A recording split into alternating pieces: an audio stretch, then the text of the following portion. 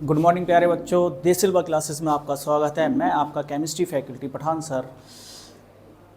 जैसा कि हमने कल पढ़ा था राउट लॉ में हमने आदर्श विलयन पढ़ लिया था, रह गया था अनादर्श विलयन।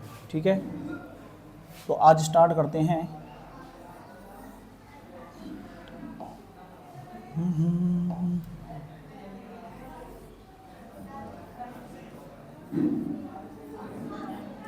अनादर्श विलयन।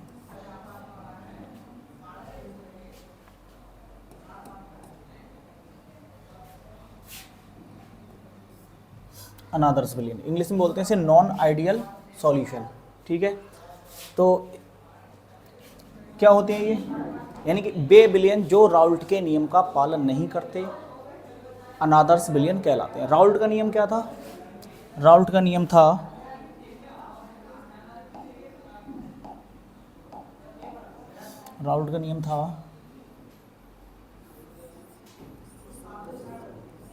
P solution is equal to P naught A into XA plus P naught B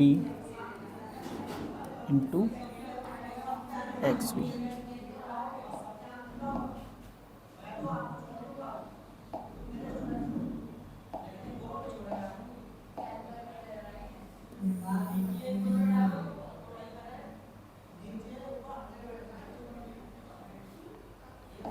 ये राउल्ट का नियम था। अब इस नियम को, अगर जो सॉल्यूशन इस नियम को फॉलो नहीं करेंगे क्या कहलाएंगे? अनादर्श विलयन। यानी ये क्या, राउल्ट जो विलयन राउल्ट के नियम को फॉलो नहीं करते हैं वो क्या कहलाते हैं? अनादर्श विलयन कहलाते हैं। अब इसमें भी एक हमारे होंगे, नेक्स्ट पेज पे करते हैं।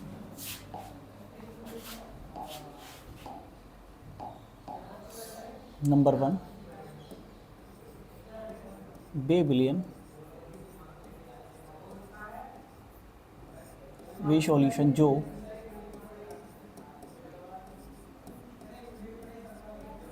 राउल्ट के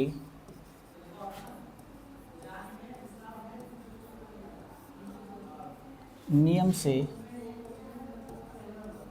वे विलयन जो राउल्ट के नियम से धनात्मक विचलन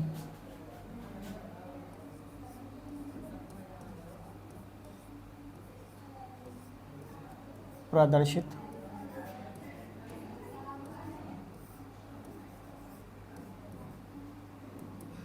करते हैं। वे विलयन जो राउल्ट के नियम से धनात्मक विचलन प्रदर्शित करते हैं। इसे समझते हैं डायग्राम से।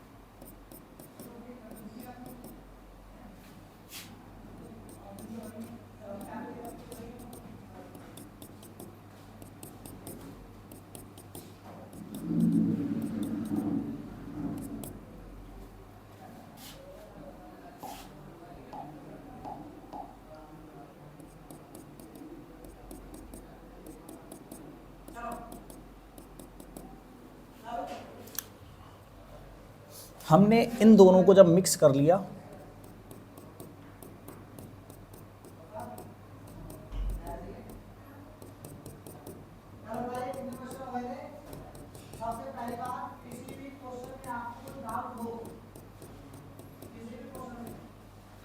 ठीक है, हमने इसे मिक्स कर लिया है।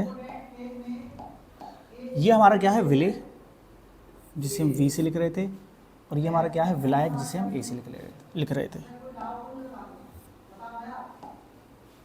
सॉल्यूट यानी विलेय, सॉल्वेंट यानी विलायक। इसे हमने रिप्रेजेंट करा था ए से और इसे हमने रिप्रेजेंट किससे करा था, वी से। तो इसके अंदर जितने भी मॉलिक्यूल्स होंगे वो किसके होंगे, वी के मॉलिक्यूल्स होंगे सारे के सारे, और उनके बीच में बॉन्डिंग होगी। इसी तरीके से ये सब ए के मॉलिक्यूल होंगे, इनके बीच बॉन्डिंग कौन सी होगी, ए के मॉलिक्यूल्स के बीच में बॉन्डिंग होगी। जब मैंने इन्हें मिक्स करा, क्या करा, मिक्स करा, तब हमारा क्या बना, विलयन, विलयन। तो हो सकता है इसमें ए के भी मॉलिक्यूल्स होंगे और बी के भी मॉलिक्यूल्स होंगे, और कुछ बॉन्ड टूट के बना लिए होंगे ए बी के मॉलिक्यूल्स, यानी हो सकता है कुछ ए और बी के साथ बॉन्डिंग हो गई हो। ठीक है, तो इसे समझते हैं।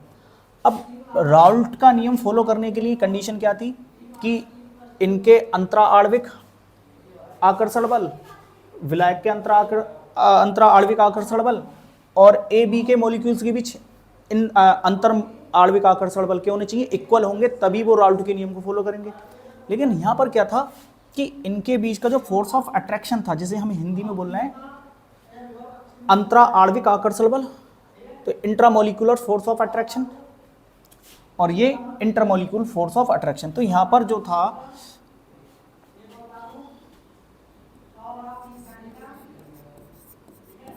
अंतरा आणविक आकर्षण बल और इनके अणुओं के बीच, यानी यहाँ पे लिख सकता हूँ मैं वी मॉलिक्यूल्स,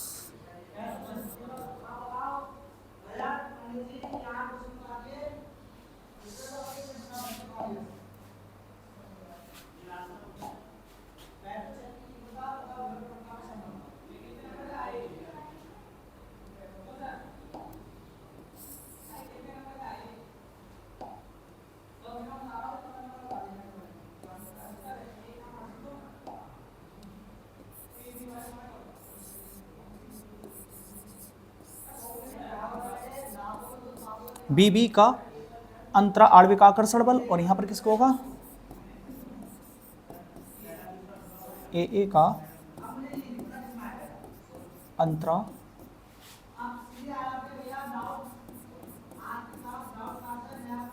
आणविक आकर्षण बल, और यहां पर क्या है, ए वी का अंतर आणविक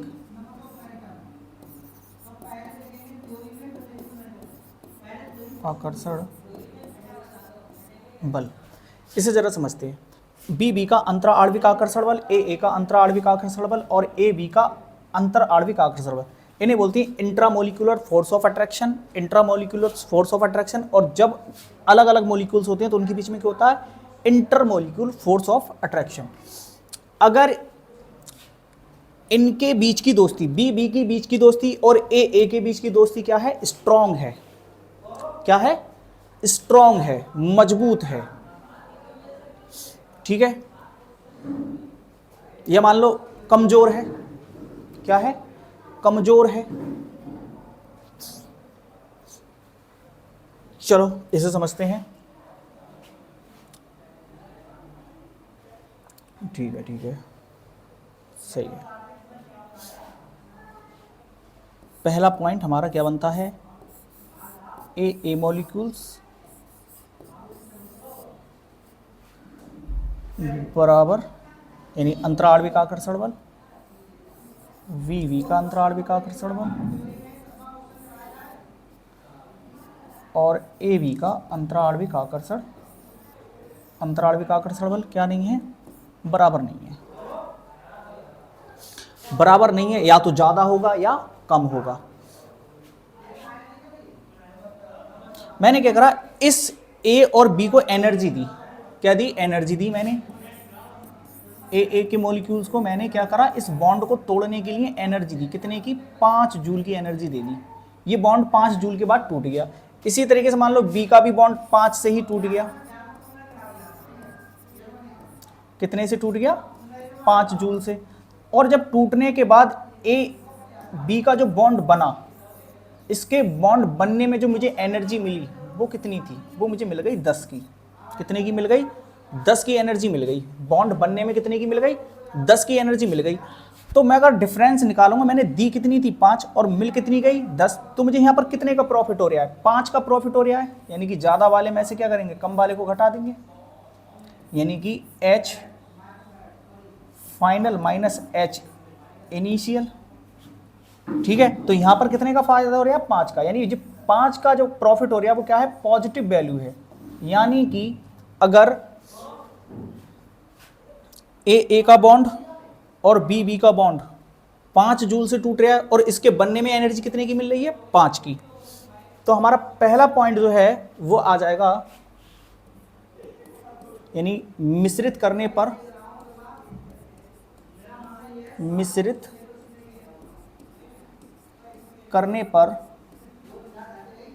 एंथैल्पी में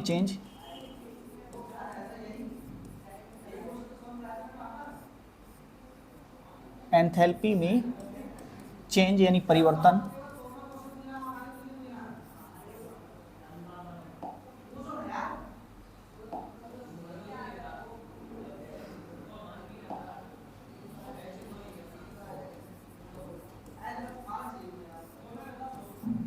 डेल्टा H मिक्स, यानी सॉल्यूट और सॉल्वेंट को मिक्स करने पर एंथैल्पी में क्या चेंज होगा? तो एंथैल्पी में चेंज क्या होगा? पॉजिटिव होगा। क्या था? पॉजिटिव। 5 की एनर्जी देने के बाद बॉन्ड टूट गया। हमने मान लिया कि हमने 5 की एनर्जी दी, 5 जूल की, और वो बॉन्ड टूटा।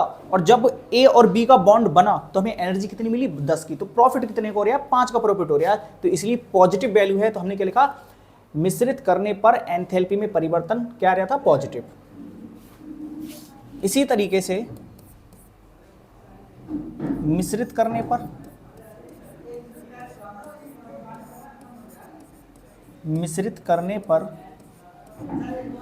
आयतन में परिवर्तन, वॉल्यूम में change, after mixing change in volume,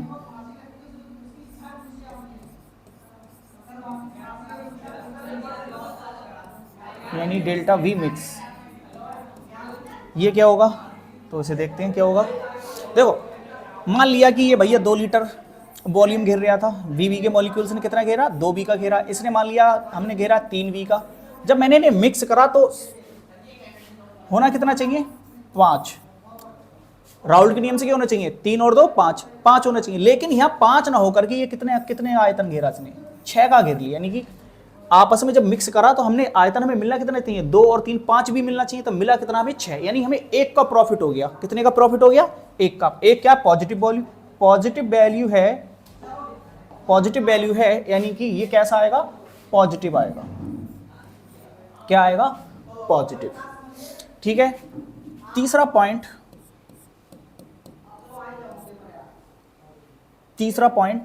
मिश्रित करने पर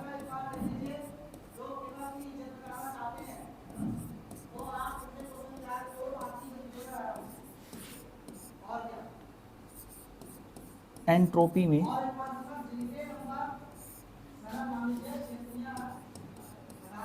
परिवर्तन।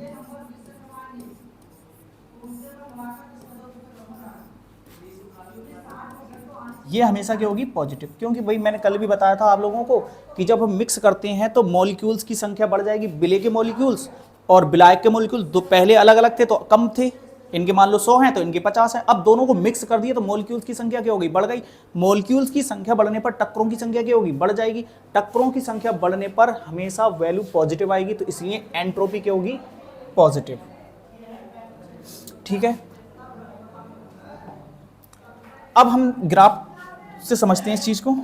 राउल्ट का लॉ धनात्मक विचलन के लिए।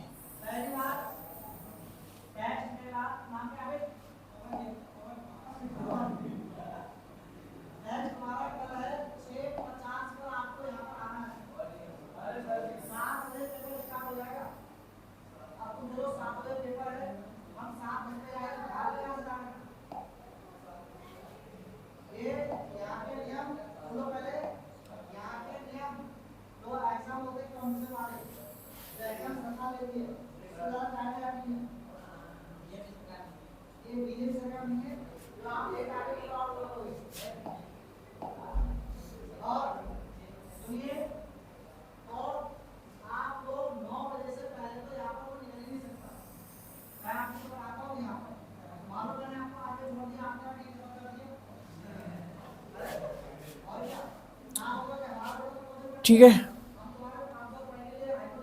समझते हैं इसे। हमने माना कि यहाँ पर जो हमारा एक्स ए था वो क्या था, 0। धीरे धीरे मैंने एक्स ए को क्या करा, बढ़ाया, एक्स ए को बढ़ाया। जैसे जैसे एक्स ए को बढ़ाऊंगा, और एक्स ए की अधिकतम वैल्यू कितनी होगी आपको पता है, मूल प्रभाव से X B plus X A plus X B equal to क्या होता है, 1। अगर मेरा एक्स ए 0 है तो एक्स बी का मान क्या होगा, अगर ये 0 है तो ये क्या होगा, 1 होगा। यानी यहाँ पर जो एक्स बी होगा वो कितना होगा, 1 होगा।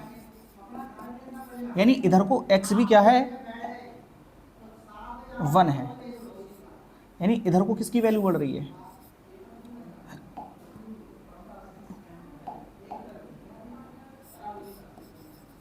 X B. तो यहां पर एक्स बी की अगर वैल्यू 1 है तो यहां पर एक्स बी की वैल्यू क्या होगी, 0। अगर यहां पर एक्स बी की वैल्यू 0 है, अगर ये मान लो 0 है, ये 0 है, तो फिर इसकी वैल्यू कितनी होगी, 1 होगी। यानी एक्स ए की वैल्यू कितनी होगी, 1। इसे समझते हैं अब। जैसे जैसे मैं मोल प्रभाज बढ़ाऊंगा किसका, यानी ब्लैक की मात्रा बढ़ाऊंगा, वैसे वैसे इसका वेपर प्रेशर भी क्या होगा, बढ़ेगा, वेपर प्रेशर भी बढ़ेगा। अब देखो यहाँ पर जो इस पॉइंट पे बी क्या है, 0, तो जो भी वेपर प्रेशर होगा वो किसका होगा, केवल और केवल ब्लैक का होगा। और ब्लैक के वेपर प्रेशर को हम कैसे लिखते हैं, इस पॉइंट पर वेपर प्रेशर किसका होगा, ब्लैक का। और यहाँ पर बी क्या है, 0, तो शुद्ध अवस्था में हो जाएगा, यानी केवल और केवल ब्लैक का होगा। ब्लैक का होगा तो क्या होगा, पी नॉट ए। इसी तरीके से अगर मैं यहाँ देखूँ, जैसे जैसे सॉल्यूट की मात्रा बढ़ाऊंगा तो किसका वेपर प्रेशर बढ़ेगा, सॉल्यूट का। यानी यहाँ पर किसकी वैल्यू बढ़ेगी, सॉल्यूट की। अगर मैं ये कह दूं कि यहाँ पर सॉल्यूट बढ़ते बढ़ते बढ़ते कितना हो गया, 1, यानी कि ब्लैक की वैल्यू क्या हो गई, 0, तो यहाँ पर शुद्ध अवस्था में, कौन सी अवस्था में, शुद्ध अवस्था में ये किसका कहलाएगा, ब्लैक का वेपर प्रेशर, यानी कि सॉल्यूट का वेपर प्रेशर कहलाएगा। ठीक है, प्योर स्टेट में। अब यहाँ पर राउल्ट के नियम से ये क्या था, P V naught P B बराबर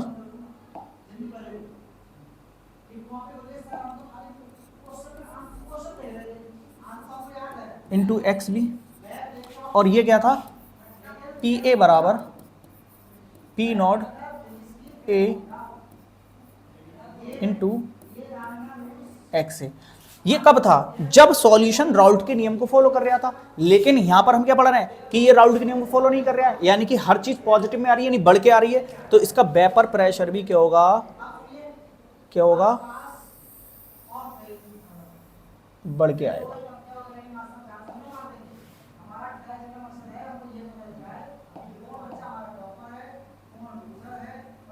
बढ़ करके आएगा। ठीक है, अब यहां पर अगर मैं आपको रफली समझाऊं कि वेपर प्रेशर आना कितना चाहिए था इस पॉइंट पर, जैसे मान लो हमारी सॉल्वेंट की कुछ न कुछ यहां पर मात्रा है एक ही, इस मात्रा पर ये आना चाहिए था, यानी यहां पर आने चाहिए था। लेकिन ये कितना बढ़कर आया, इसी लाइन को अगर मैं ऊपर आगे बढ़ा के ले जाऊं तो लगभग होगा ये वेपर प्रेशर कितना बढ़ गया, इतना बढ़ गया। समझ रहे हैं, ये वेपर प्रेशर ग्राफ में देखो कहाँ है, मान लो यहाँ से अगर हम 0 से स्टार्ट करें, 0 1 2 3 4, तो ये 5 है, 6 7 8, यानी 8 पर आ गया ये समथिंग। यानी कि वेपर प्रेशर आना कितना चाहिए था, 5, आया कितना, 8, तो बढ़ गया ना, बढ़ गया, इसका मतलब पॉजिटिव डेविएशन, यानी धनात्मक विचलन। ठीक है, इसे रफ कर लेते हैं यहाँ से।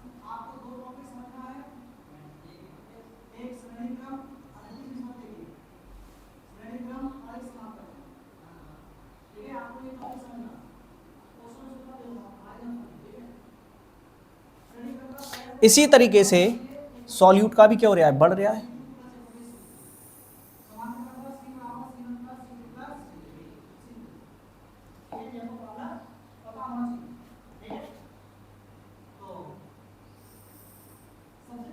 ठीक है, अगर देखा जाए, अगर हम यहाँ देखें, यहाँ अगर हम सॉल्यूट की कोई ना कोई देखो मात्रा इधर को धीरे धीरे बढ़ रही है, बढ़ रही है ये सॉल्यूट की मात्रा। मान लें यहाँ पर हमारा सॉल्यूट है, तो यहाँ पर राउल्ट के नियम से तो वेपर प्रेशर ये होना चाहिए था। लेकिन इसी पॉइंट पर, इस वाले पॉइंट पर अगर मैं इस लाइन को ऊपर बढ़ाऊं, तो वेपर प्रेशर कहाँ रहा, यहाँ पर आ रहा है। देखो यहाँ पर भी तो वेपर प्रेशर बढ़ ही रहा है, तो बढ़ रहा है तो कौन सा डेविएशन होगा, पॉजिटिव डेविएशन। कौन सा डेविएशन, पॉजिटिव डेविएशन।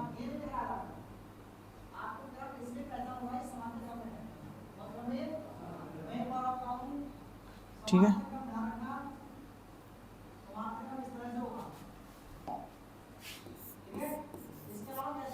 तो भैया जब इनका खुद का बढ़ रहा है तो सॉल्यूशन का भी क्या आएगा, थोड़ा बढ़ करके आएगा, ज़्यादा ही गोल हो गया।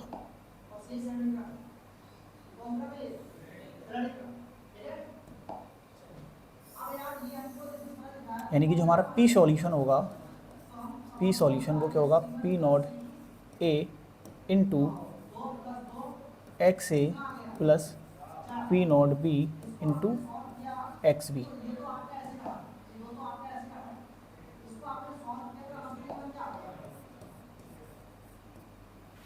ठीक है, तो ये जो हमारा ग्राफ है वो किसके लिए है, राउल्ट के नियम के लिए। बेबिलियन जो राउल्ट के नियम से कौन सा डेविएशन शो करते हैं, पॉजिटिव डेविएशन शो करते हैं, हिंदी में बोलते हैं इसे धनात्मक विचलन, तो उसके लिए ये ग्राफ है। ठीक है, अब आते हैं ऋणात्मक दूसरा टाइप नंबर 2। टाइप नंबर 2 है हमारा बेबिलियन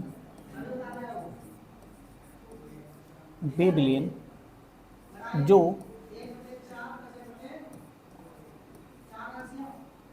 राउल्ट के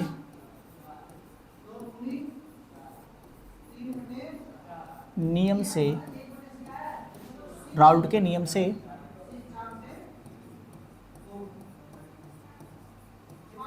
ऋणात्मक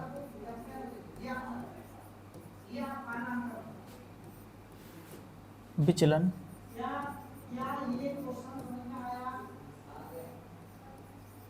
प्रदर्शित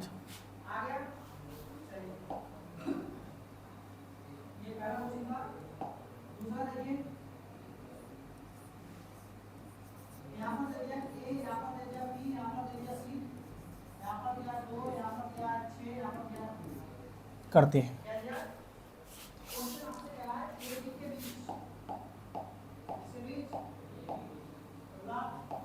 देखो हम यहीं से समझ लेंगे इसके, जैसा कि ये हमारा थोड़ा सा इसमें से हटा लेते हैं कुछ चीज़ें, ये हटा ले रहे हैं सारी चीज़ें।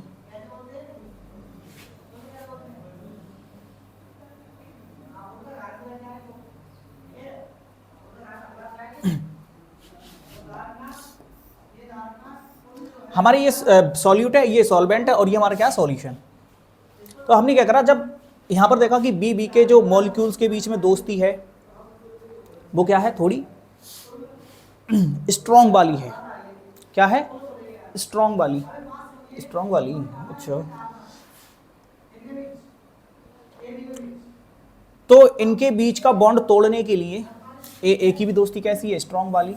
तो मैंने क्या करा, ए के बीच की दोस्ती को तोड़ने के लिए भैया मुझे एनर्जी लग गई कितने की, 10 जूल की एनर्जी लग गई। कितने की लग गई, 10 जूल की। और वी के मॉलिक्यूल्स की भी दोस्ती अच्छी थी, तो मान लिया यहाँ पर भी कितने की लग गई, 10 जूल की। लेकिन जब ए बी का बॉन्ड बना, इस बॉन्ड को तोड़ने में एनर्जी कितने की लगी, 10 की। और इस बॉन्ड के बनने में ऊर्जा कितने की लगी, 5 की। हमने दी कितनी, 10 की, और इसके बॉन्ड बनने में मिली कितनी, 5 की। हमारा नुकसान कितने का हुआ, 5 का, यानी कि नुकसान हुआ है, कम ऊर्जा मिली है, इसलिए कौन सा, नेगेटिव में वैल्यू जाएगी। तो यहां पर जो हमारा होगा, यहां पर जो होगा हमारा पहला पॉइंट, तो हमारा यही हो जाएगा कि टी सॉल्यूशन क्या होगा, बराबर नहीं होगा किसके, P naught A into x A plus P naught B into x B. अगर ये बराबर नहीं है तो इसी की वजह से हमारा क्या आया, मिश्रित करने पर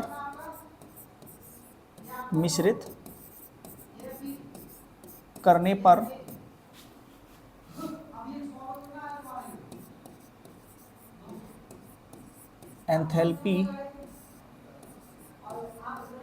में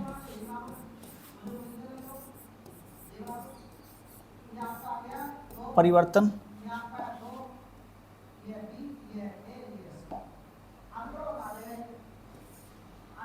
यानी डेल्टा एच मिक्स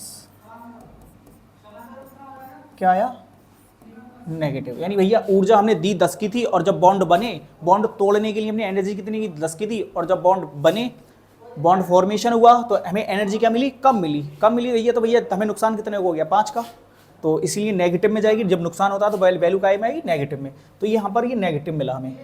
और तीसरा पॉइंट जो है, मिश्रित करने पर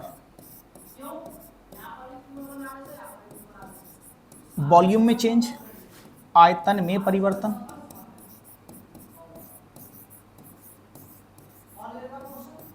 यानी डेल्टा वी मिक्स।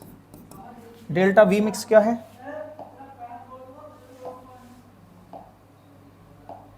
समझते हैं इसे।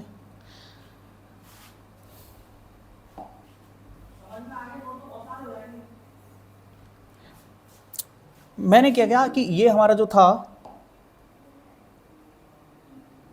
ये हमारा कितना था 2v, और ये हमने कितना लिया था 3v। अगर मैं इन दोनों को मिक्स करूं तो मुझे मिलना कितना चाहिए, 5v। अब ये मुझे कितना मिला, 4v मिला। ये ना मिल करके मुझे क्या मिला, ये मिला। था कितना, 3 और 2 5, 3 और 2 कितना है, 5। मिलना कितना चाहिए था, 5। अब मुझे मिला कितना, 4। 5 ना मिलके मुझे 4 मिला। कितने का नुकसान हो गया, वॉल्यूम, टोटल वॉल्यूम कितना था 5, मिला कितना मिक्स करने पर 4, यानी कि वॉल्यूम में क्या आई, कमी आई। कमी को क्या बोलेंगे, नेगेटिव। यानी कि हमें लॉस हो रहा है, तो यहाँ पर लॉस जब हो रहा है तो हमारा जो डेल्टा वी होगा वो क्या होगा, नेगेटिव होगा। क्या होगा, नेगेटिव होगा। नंबर चौथा पॉइंट, मिश्रित करने पर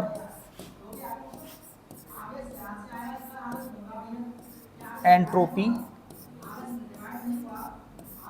में परिवर्तन,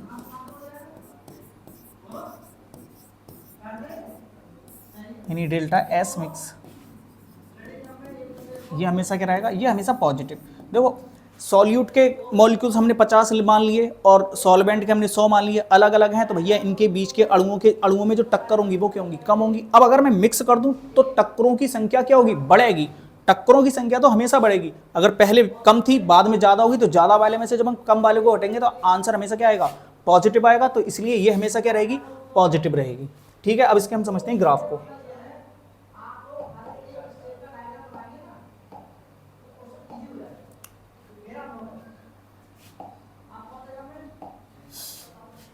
ग्राफ,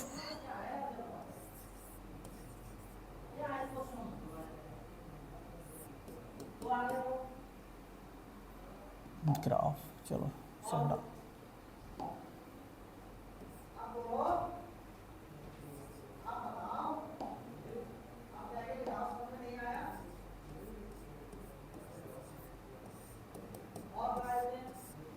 ग्राफ,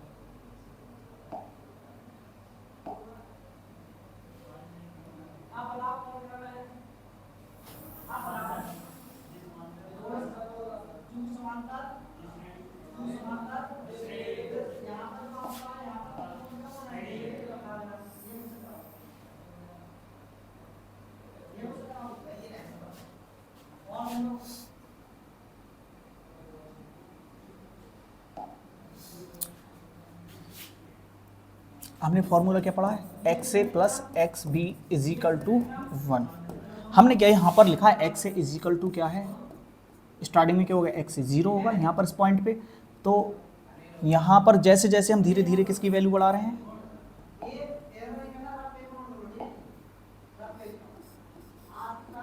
XA की वैल्यू धीरे धीरे धीरे धीरे बढ़ाएंगे, और एक टाइम पे हम XA की अधिकतम वैल्यू कितनी बढ़ा सकते हैं, 1 बढ़ा सकते हैं, क्योंकि इसे हम 0 कर दें तो इसकी वैल्यू अधिकतम वैल्यू कितनी हो जाएगी, 1। तो यहाँ पर हमने मान लिया कि हमारा क्या है, 1 है। अगर XA 1 है तो इस पॉइंट पे जो हमारा X भी 1 है तो X भी क्या होना चाहिए, 0 होना चाहिए। 1 और 0 जोड़ेंगे तभी तो 1 आएगा। तो यहाँ पर हमारा XV क्या होगा, 0। अगर यहाँ पर XA 0 है, XA क्या है, 0 है, अगर यहाँ पर XA 0 है तो फिर यहाँ पर मुझे 1 रखना पड़ेगा V, तभी तो आंसर 1 आएगा। यानी V का वैल्यू कितना होगा तब, XA 0 पर XV का मान 1 हो जाएगा और XV 0 पे XA का मान 1 हो जाएगा। यानी कि यहाँ पर जो हमारा XB है वो क्या है, 1 है। अगर देखा जाए तो इधर को क्या बढ़ रहा है, A बढ़ रहा है, और इधर को क्या बढ़ रहा है, XB बढ़ रहा है।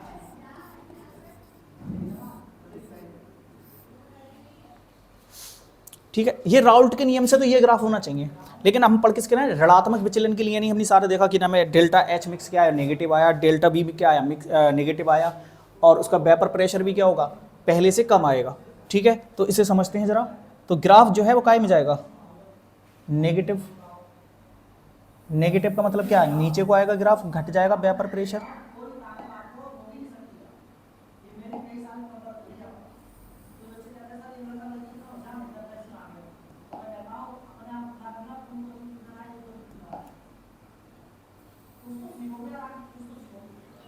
यार क्या हो गया,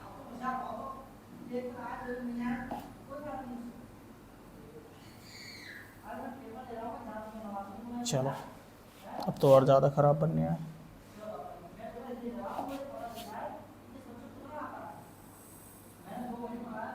सही है,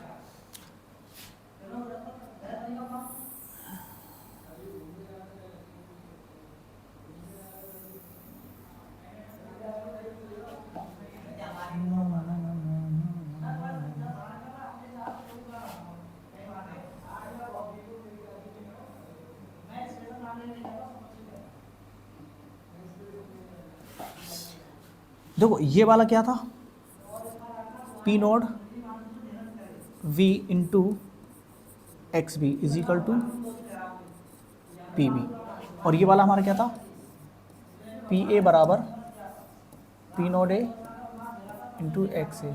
अब ध्यान से देखो, अगर मैं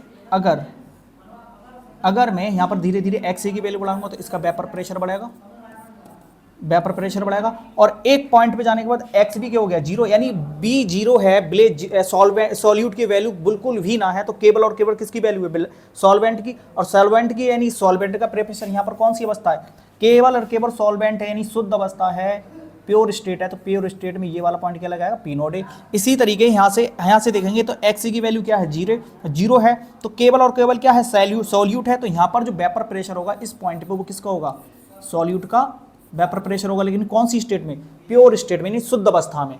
ठीक है, और यहाँ पर जो हमारा पी सॉल्यूशन है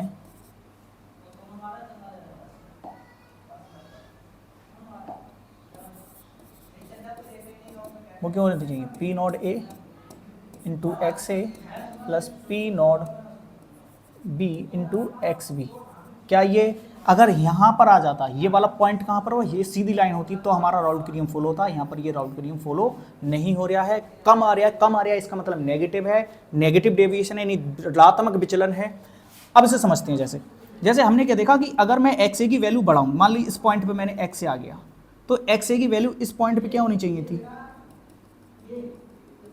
ये होनी चाहिए थी, लेकिन यहाँ पर आया क्या, ये आया, इस पॉइंट पे वेपर प्रेशर क्या था, ये था, और आया कहाँ, यानी ये कमी आ गई, ये कमी आ गई, ये यानी यहाँ पर आया, ये नहीं, ये क्या है, देखो पहले क्या था, ज़्यादा हो क्या गया, कम, तो इसे ही हम ज़्यादा होने आना कैसे, राउल्ट के नियम से, तो इस पॉइंट पर यानी यहाँ पर वेपर प्रेशर होना चाहिए था, वेपर प्रेशर, लेकिन क्या आया, कम आया।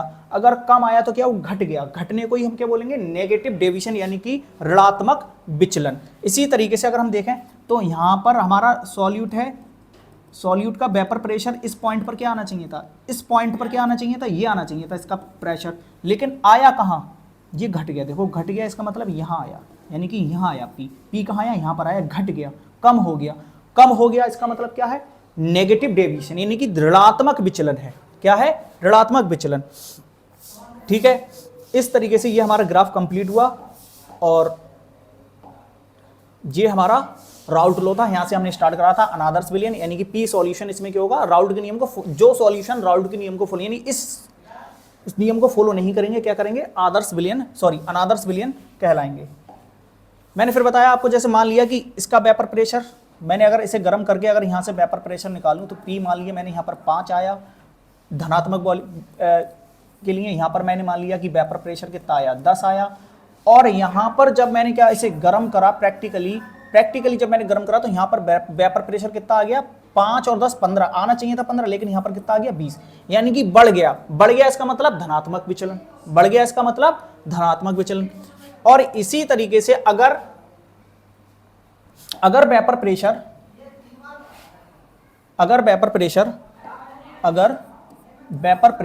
PA, मान लो यहां पर हमारी P की वैल्यू आई 5 और यहां पर हमारी P की वैल्यू कितनी आई 10, और यहां पर अगर P की वैल्यू क्या आई, आनी कितनी चाहिए थी 10 5 15, अगर 15 आ जाएगी तो राउल्ट का नियम फॉलो होएगा। 15 ना आकर के यहां पर कितनी आ गई, 13 आई। कितनी आ गई, प्रेशर कितना आया, 13 आया।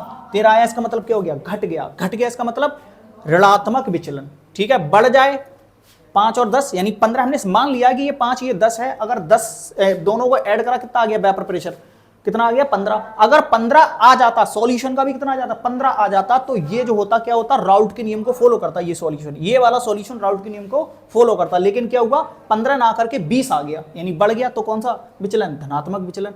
अगर मैंने ऐसे ही 2 मिश्रण लिए, उन दोनों को मिक्स करा, मैंने मान लिया उसका भी 5 था, विलेय का, सॉल्यूट का, और सॉल्वेंट का भी कितना था 10, इन दोनों को मिक्स करा, मिक्स करने पर आना कितना चाहिए था, 15 आने चाहिए। अगर 15 आ जाता तो राउल्ट का नियम फॉलो हो जाता। नहीं, राउल्ट के नियम का ये वाला जो सॉल्यूशन है, राउल्ट के नियम का क्या करता, पालन। अब 15 ना करके क्या हुआ, कम आया। कम आया तो कौन सा विचलन हो जाएगा, ऋणात्मक विचलन। ऋणात्मक विचलन, नेगेटिव डेविएशन। ठीक है, तो ये हमारे ग्राफ थे। और आपको एक शॉर्ट रिवीजन के लिए मैं समझाऊं तो बस इतना याद रखना है कि अगर डेल्टा V मिक्स और हमारा डेल्टा H मिक्स और हमारा डेल्टा S मिक्स, ठीक है, पॉजिटिव है, वैल्यू पॉजिटिव आ रही है, तो क्या कहलाएंगे, ये धनात्मक विचलन कहलाएगा। और यदि इन्हीं का मान डेल्टा H मिक्स और डेल्टा V मिक्स और डेल्टा S मिक्स, ये तो हमेशा पॉजिटिव रहेगा, चाहे नेगेटिव हो चाहे पॉजिटिव हो, ये हमेशा क्या रहेगा, पॉजिटिव। ये क्या हो जाएगा, नेगेटिव में नेगेटिव हो जाएगा, पॉजिटिव में पॉजिटिव। अब जो हमारा वेपर प्रेशर है, वेपर प्रेशर हमने PV हमने मान लिया ये आया 5 और PA हमने कितना मान लिया 10, और हमारा जो सॉल्यूशन है P सॉल्यूशन को क्या होता है, PA प्लस PB।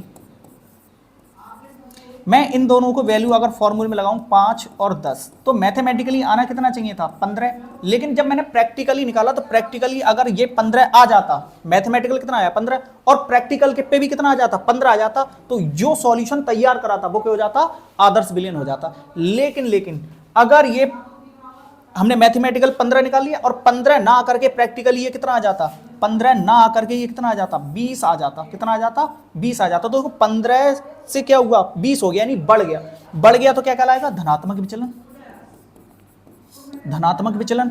और यदि माना कि अगर था कितना, ये 15 था और 15 ना आकर के ये कितना हो गया, 13 आ गया, तो देखो अगर 15 आ जाता दोनों को मिक्स करने पर, तो ये कहता राउल्ट के नियम को फॉलो करते नहीं, बराबर आ गया। बराबर ना करके क्या आ गया, कम आया। 15 से क्या आया, कम आया। कम आया इसका मतलब क्या है, ऋणात्मक विचलन। ऋणात्मक विचलन। तो हमारा राउल्ट का नियम यहां पर कंप्लीट होता है। बस इसकी सीमाएं हैं, 4 सीमाएं हैं। तो राउल्ट का नियम तनु विलयनों पर लागू होता है। राउल्ट का विलयन उन सॉल्यूशन पर लागू नहीं होता जो क्या होता है, अपने कणों में टूट जाते हैं। कणों में टूटने की वजह से क्या होता है, वाष्प दाब का आपेक्षिक अवनमन का वास्तविक मान ठीक है, वास्तविक मान रियल मान से, यानी वास्तविक मान जो है उससे क्या हो जाता है, बढ़ जाता है कणों की संख्या बढ़ने से।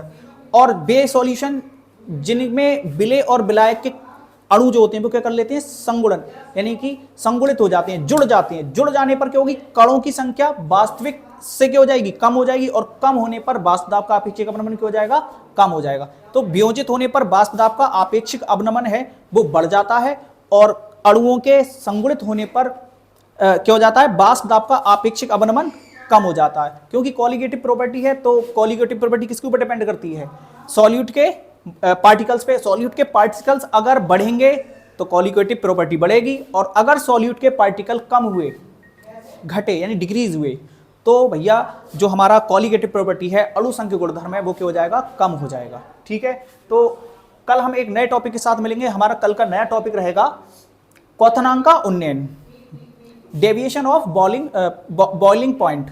ठीक है, ये हम पढ़ेंगे कल। ठीक है, डेविएशन नहीं, बॉइलिंग, क्वथनांक का अवनमन क्या पढ़ेंगे हम, क्वथनांक का उन्नयन पढ़ेंगे। कल हम पढ़ेंगे क्वथनांक का उन्नयन। तो आज के लिए इतना ही। थैंक्स, जय हिंद, जय भारत।